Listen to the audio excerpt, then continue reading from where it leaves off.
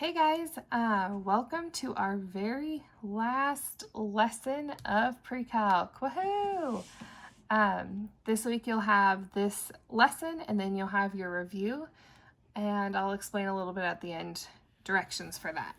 But let's get started. 7.5, solving trigonometric equations. Most trigonometric equations have more than one solution due to the periodic nature of those graphs, right? Because they go up and down, up and down, up and down, or unit circle, round and round and round, okay? The number of solutions would be infinite, okay? But we have some rules for solving these equations. So a principal value or principal values are solutions to trig equations when the equation is restricted to two adjacent quadrants. Sine of x is in quadrant 1 and 4. Cosine of x would be in 1 and 2. Tangent of x would also be in 1 and 4. So these would be our restrictions that would allow us to get all the possible answers. Okay? So the principal values allows us to have a restricted specific area that we're looking at. So what we're going to do is we are going to solve some equations. So what it says is solve sine of x cosine of x minus 1/2 cosine of x equals 0 for principal values of x. Express solutions in degrees. Okay. One thing we need to think about here is pretty much we're figuring out a way to get x by itself. So whatever way is possible. So in some of these we're going to factor, some of them we might have to substitute an identity, okay? All right, so first one we're going to do is we're going to factor out a cosine of x.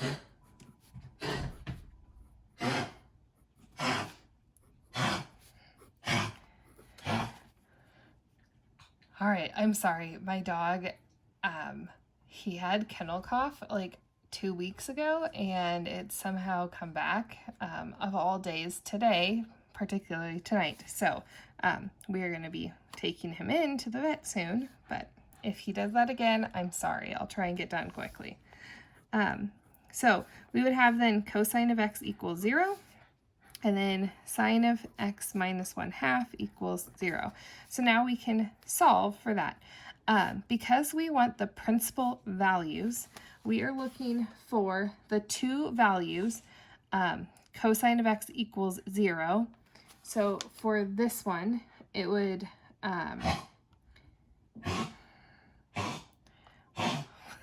sorry, I'm just going to pause. So for cosine of x, we're looking between, in this range, between this cosine range here. Okay, so if you look on your unit circle where cosine equals 0, okay, you'll find out that that is at 90 degrees, and that is the only place cosine equals 0. So now we can solve for sine.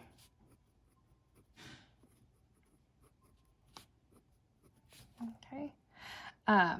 We can find out what degree sine of x equals 1/2, because we're looking at sine, we are looking between negative 90 degrees and positive 90 degrees, because that's a positive sign. There is only one place, and that's at 30 degrees.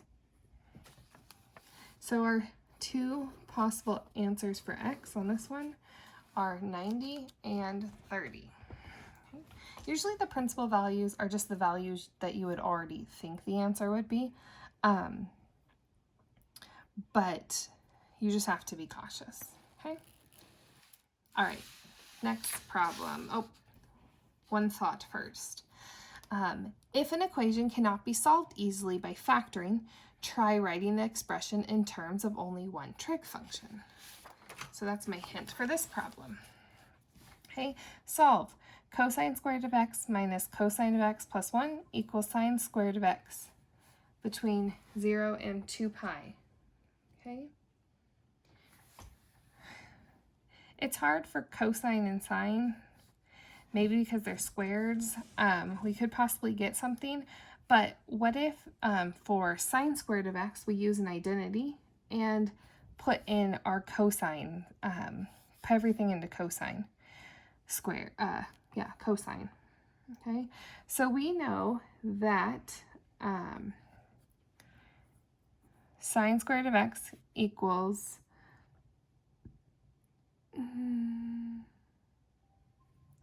1 minus cosine squared of x. Okay, where did I get this? From our identity sheet. So I'm going to substitute it in. So I'll put this in for this. So this. He's back, just so you all know, in case you hear some crazy coughing again. Okay. All right, so now let's solve. So I'm going to move everything to one side. When I get that, that'll go away actually.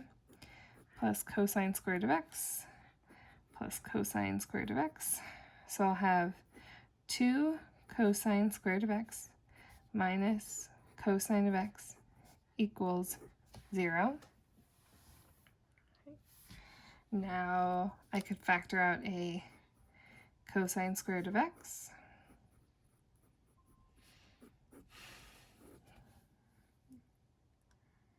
So now we could look at, a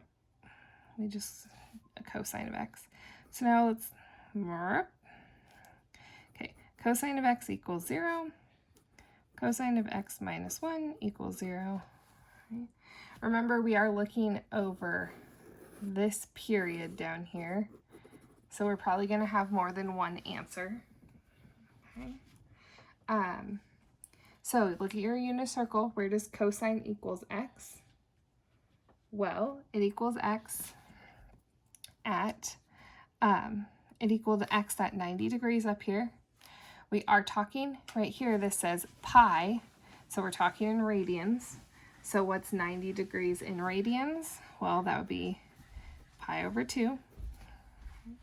Is there any other place where cosine of x would equal 0?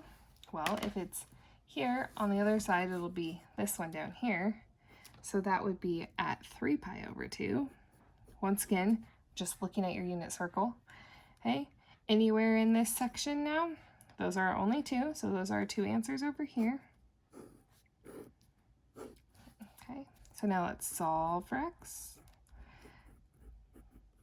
All right, at what places does the cosine of x equal 1? Okay, well, it equals 1. What did I do? Oh, goodness gracious. Okay, let's go back. So right here, I factored out a cosine, so I'd have 2 cosine of x left. So I need to add a 2 there, a 2 there, a 2 here. Now it looks fine. Okay. Goodness gracious. Do not lose things when you're solving your trig identities. Okay. Cosine of x, where does it equal 1/2 in this? So look at your unit circle. It's going to equal it somewhere in quadrant 1. So in quadrant 1, it's going to equal it at pi over 3. And then if you go all the way around in quadrant 3, it'll also equal it. And that will be at 5 pi over 3. Just peek at those unit circles. So those are all the possible answers. If it wants them from you in order, we put them in order from smallest to greatest. So x could equal pi over 3, pi over 2, 3 pi over 2, or 5 pi over 3. All right, last one. Last one with some info. All right. When all the values of x are required, the solution should be represented in one of these ways. Okay? So sine of x or cosine of x will be x plus 360k or x plus 2 pi k, just to tell us that no matter what k is, they're going to keep going on forever. And tangent is 1/80 or a pi. because tangent repeats itself after pi times. Okay. X would be replaced with a number, and k would be some integer, so it would just stay a k.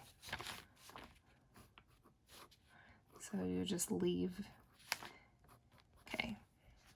All right? Okay. I'll leave that there just in case we need to see it. Solve 2 secant squared of x minus tan to the fourth of x equals -1. Okay.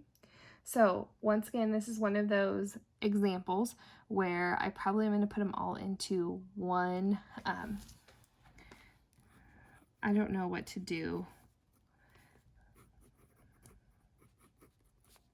I don't know what to do with a secant and a tangent. I do know, though, that secant squared and tangent squared are related in a Pythagorean identity that says secant squared of x equals 1 plus the tangent squared of x. So you'll probably want your identity page out. So I can put this in over here. This time I'm not going to lose my 2. Okay. All right, so I have, I'm going to distribute. So I'm going to have 2 plus 2 tan x minus tan to the 4x equals -1. Let's move this to the same side. Okay, and then I'm going to write it in order.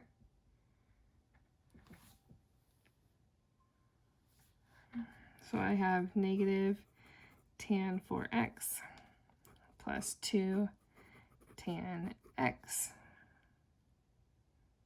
Holy bananas. Okay, these are supposed to be, that one's supposed to be squared. 2 plus 2 is plus 3 equals 0. You don't usually want to start something out with a negative, so we're just going to times everything by -1 to flip my sign. So I'll have tan 4x. We'll just make this a minus 2 tan squared x minus 3 equals 0. Sweet. Now we're going to want to factor. So we're thinking this tan x thing, we're just thinking of it as an x, okay? So the first factor is going to be tan squared x.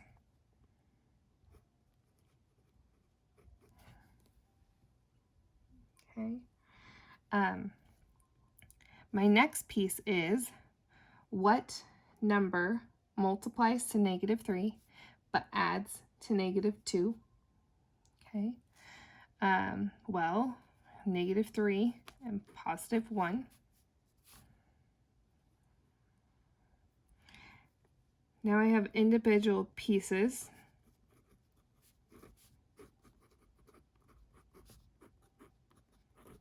And now I can solve for them individually. Okay, this is all real values, so this stuff up here is going to come into place when we get there. Equals 3. Okay.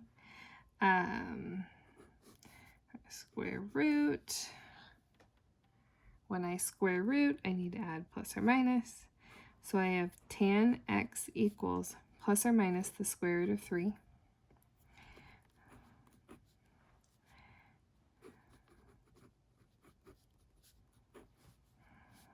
Square root, plus or minus.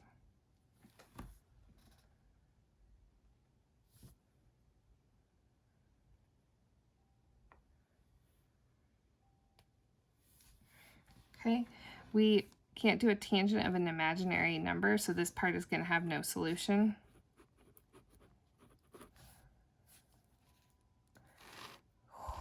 I almost ran off the screen. Okay, so now we need to find out where tan of x is the square root of a -3. Okay, when you look on your unit circle, the two possible places is at pi over 3 and -pi over 3.